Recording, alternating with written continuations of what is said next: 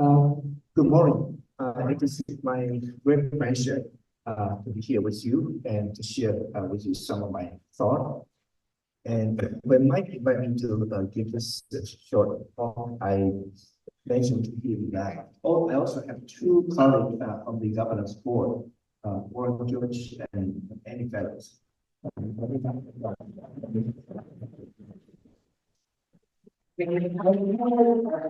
I told Mike beforehand that we have a strict rule with the board. When I speak, I can only speak for myself. I can never represent the whole board.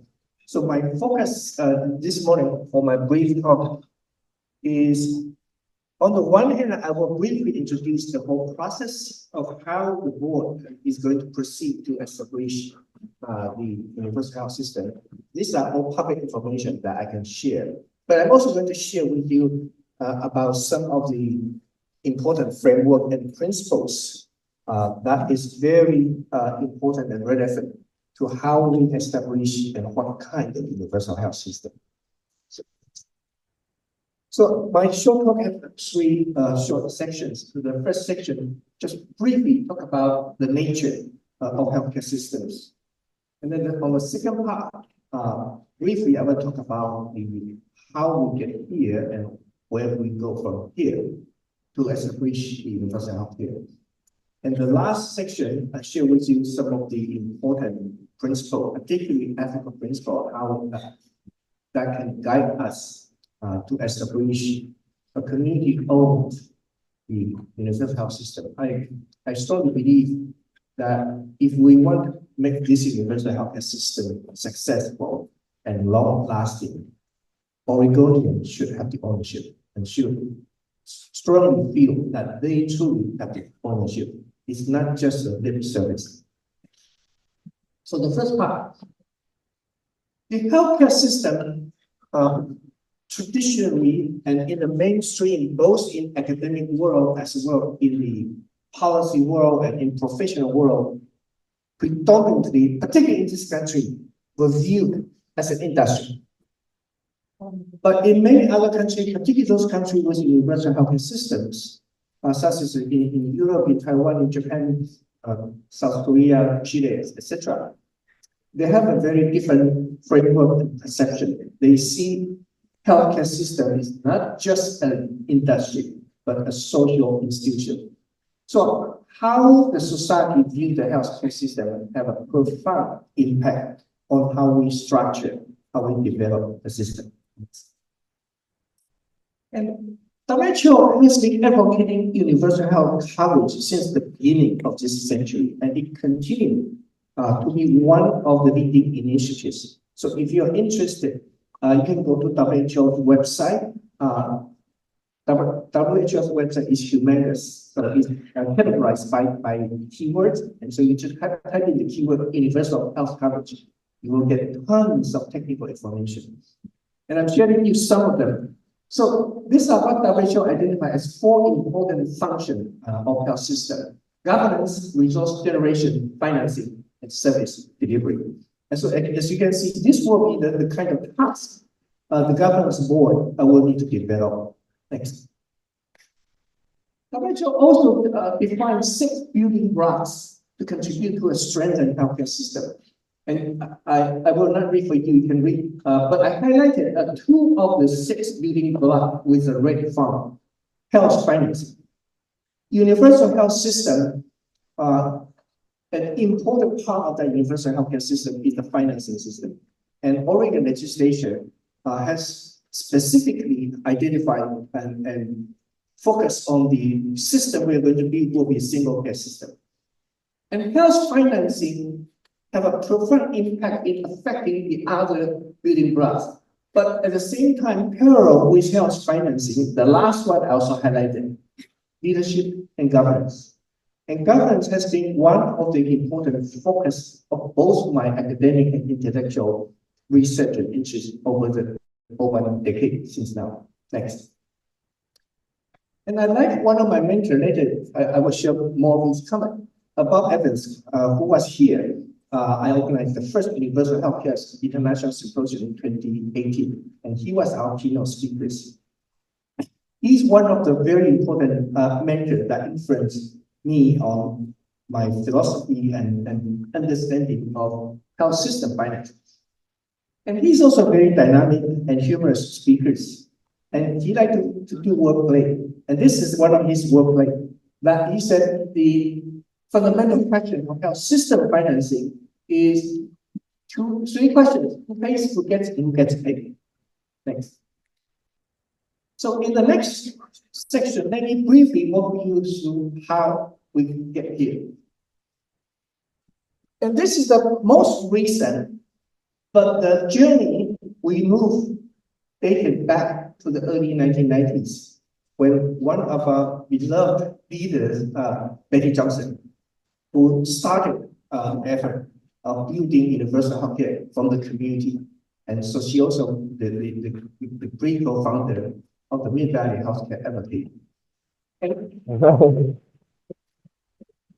it was 1997, she approached me, invited me to start working with her on the mobilization and public information and community information system.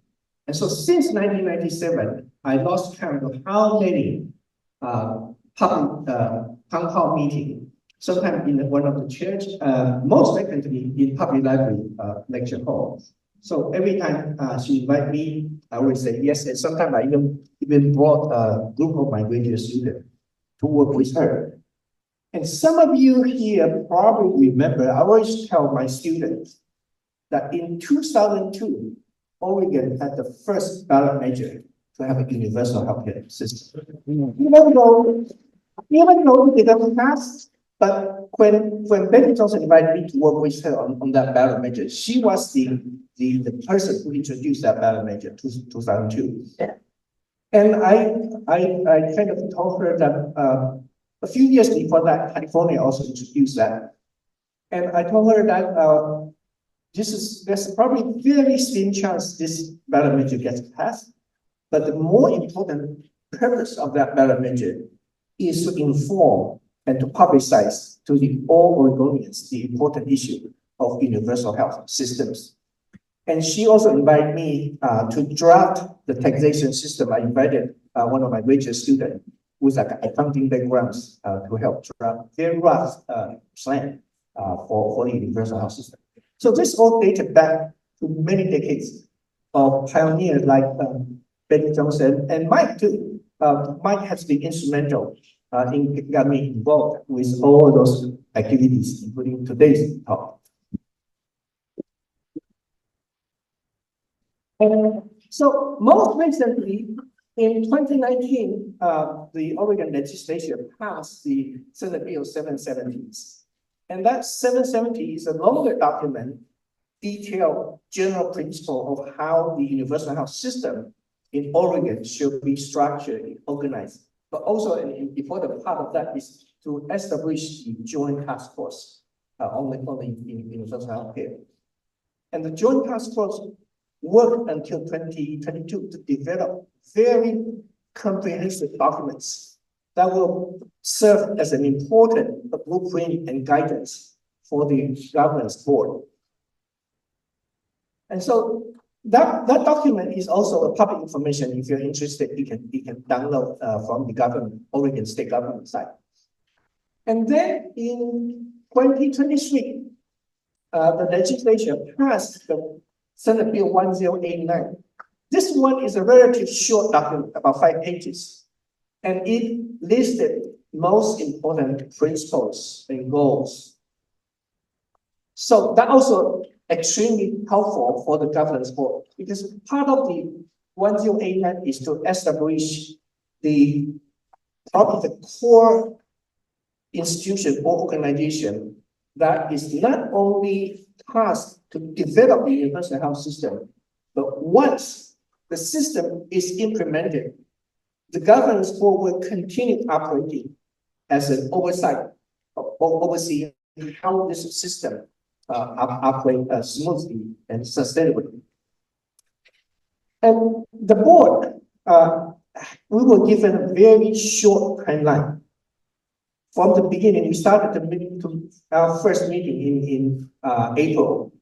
We were given about 2.5 years to complete the whole draft of the comprehensive system.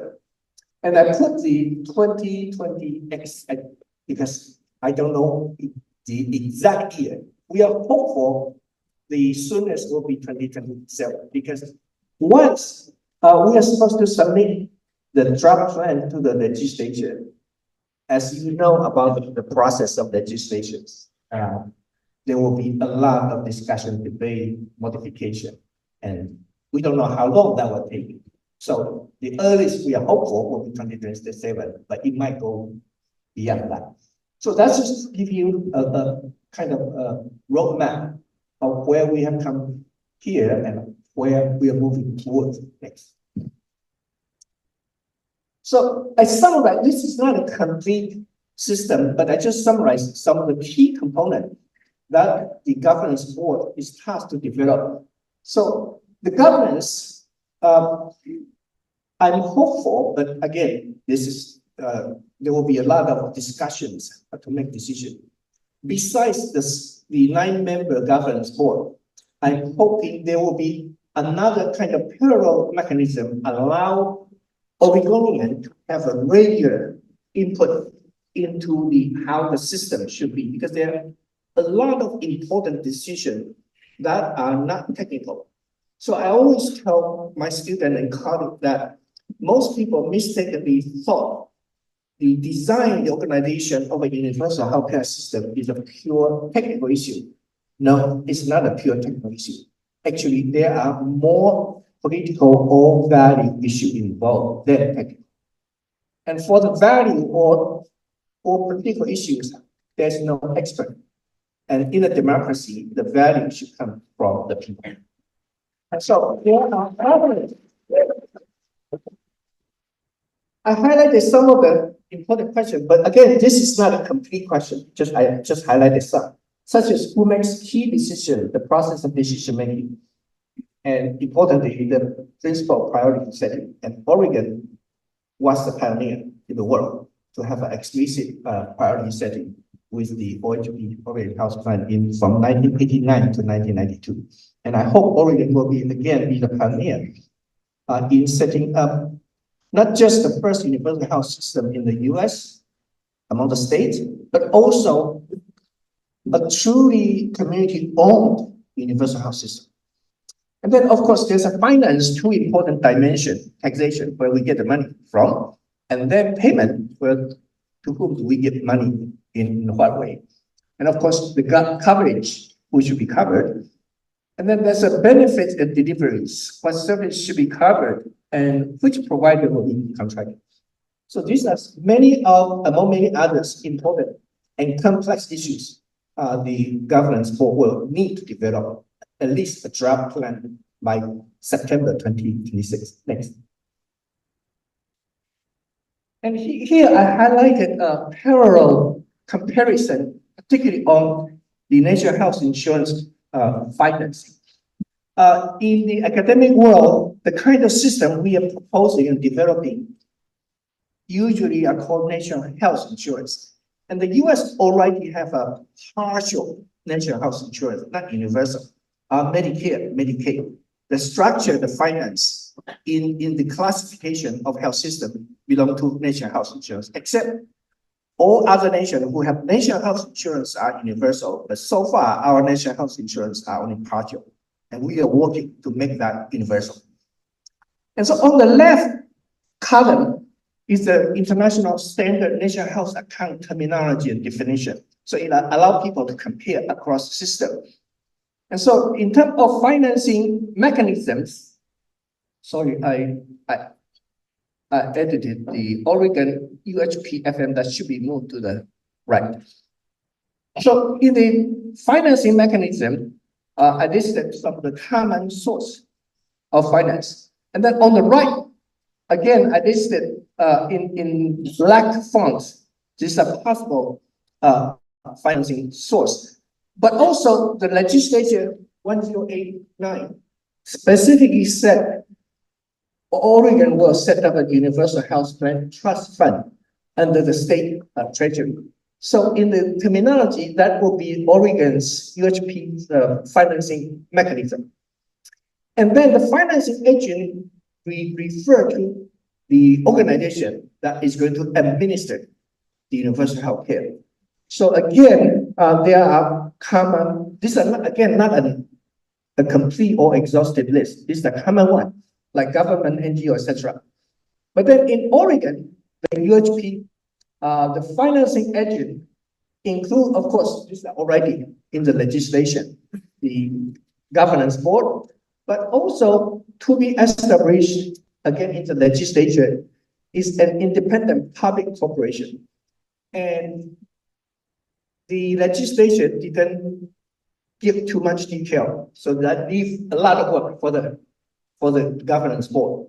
But presumably, this independent public corporation will be the organization in charge of day-to-day administration of the universal health plan. Whereas the Universal Health Plan Governance Board are overseeing how that public corporation works. But we still don't know how that public corporation will look like. Next. So the last section, I invite you to imagine the universal health system, particularly from a more value, political, and ethic perspective. So I have been advocating the importance of identifying an ethical principle. And the governance board, since our first meeting, they invited me to give a short presentation about why the ethical principle is important for the governance board, as well as to guide us to develop this universal health system. So I highlighted why the ethical foundation are important, because it profoundly impacted every dimension that earlier I mentioned about the governance board is required to develop from governance, finance, coverage, priority. Next. And again, these are three important objectives of universal health coverage that WHO in its document suggested. And I highlighted the important part on rate and big legal fund, equity and access to health service. And quality of health service should be good enough, and then people should be protected against financial risk. So we have a work group, both George and Amy, together with me and another board member. We are working on this work group. We already met twice. And in our, again, all those documents in our meeting are public information accessible in the website. And so far, the work group on ethical principles and values have identified the four. So the reason I used a different color font on the last one was the first three was suggested by one of the board members from one of the articles I shared with the board member. But the last one was we added during this past week. We met on Wednesday morning. So the last one was added. And again, this will not be the final language. Next week, we have another meeting if you're interested. Again, it's open to the public. It's Wednesday morning from 10 to 11:30. It's all on Zoom. And if you look at the first three, it actually coincides or correlated to what WHO, the previous slide, WHO said about the important objective. Next.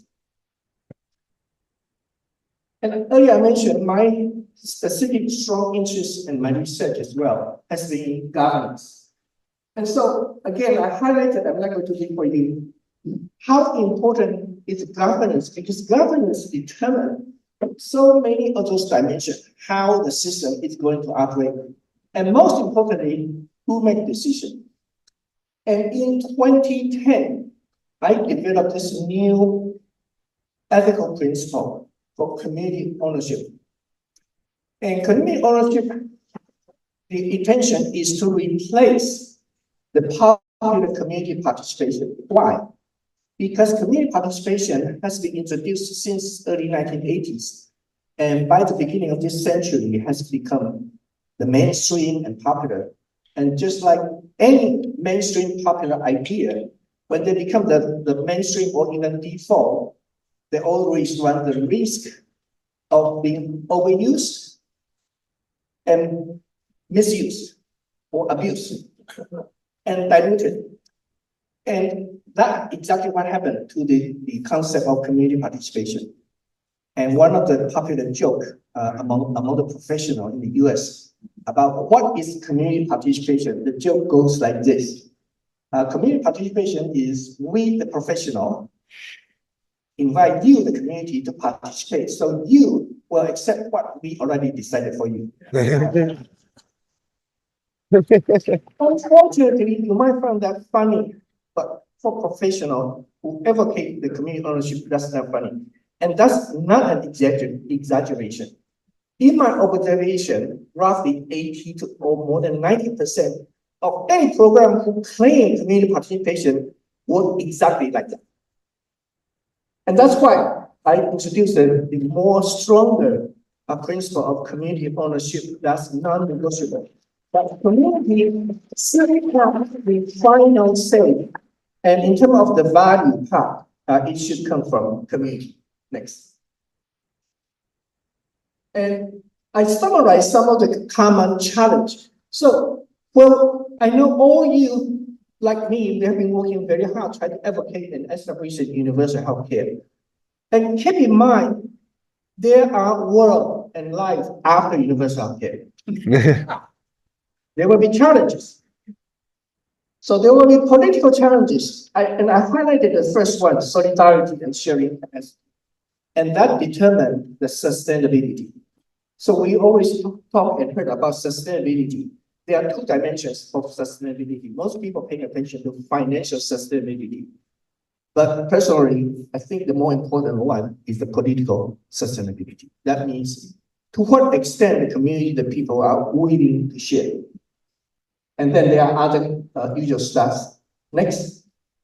And then there are technical challenges. Technical challenges, we have enough experts and ingenuities. Relative speaking, technical challenges are much easier to address than the political challenges. So keep in mind, we have to continue to work hard even after Oregon implemented universal health systems, because there are. And I said, I always told my colleague and friend that Taiwan is dealing with the issue we call it the life after universal health care. So just because we implemented universal health care doesn't mean our work is done. There will be endless work. Next. So finally, I share with you important comments from three of my most important mentors. This picture was taken in 2018. Mike was there. Evans was our keynote speakers. And he said, a common way of building support for change and neutralizing opposition is to present the normative statement as if it were a positive one. That's to silence the public who are non-expert. Next. And then my other mentor, Wei Reinhardt. Again, this is from his book, Christ. Unfortunately, he passed away in 2017. I was going to invite him to the 2018 symposium, but he passed away. So this was his last book. And he said, Americans typically shy away from an explicit statement on social ethics in debating health reform. Instead, that debate is couched mainly in terms of technical parameters. So that also echoes what Evan said. Next. So the implication about ethical principle, including it is vital for making consistent and systematic decisions. And the choice of an ethical principle is normative, therefore there's no expert. That ideally it should come from the people. And then the process of choosing an ethical principle matters. It's not just which ethical principle we choose, but that process needs to be community owned. Next. The third important mentor of my health system thinking is Professor Gavin Mooney. And he had a very provocative idea. He was trained as an economist. This is very rare for economists to say this. So what sort of healthcare system do we as a community prefer? That's an important question to think about health system. Then he also said, what sort of community would we prefer to live in? That's a question we should ask when we think about our health system. And he was the first intellectual to introduce the idea that healthcare as the community commodity, as well as social institution. Next. But healthcare, even if we have the ideal healthcare system, it will not solve all the health problems because there are other social political factors can affect. And let's not lose sight of that. And one of my favorite quotes from Salvador Allende, he was the physician and the president of Chile from 1970 to 73. At that time, most people didn't know this information. Chile was the most free and democratic country in entire North and South America. But his party, being a socialist party, the US during the Cold War cannot tolerate that. So his government, most democratically, openly elected government, was overthrown in coup d'etat, and he was killed during that coup d'etat. So I really like his quote from his book. He said, "It is impossible to give health and knowledge to people who are malnourished, who wear rags, and who work at a level of unmerciful exploitation."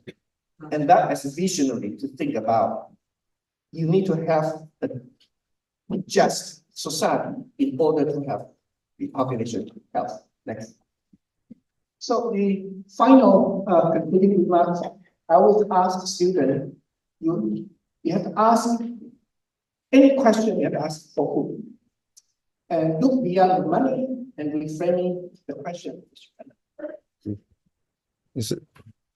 So the last two comments I gave in 2008 Oregon Health Forum, those were inspired by governments. The society deserves the health system it has. The national health system tells us about the nature of its people. So I'm hopeful that we will implement the national health system for Oregon, and that will help people who Oregonians are. Thank you.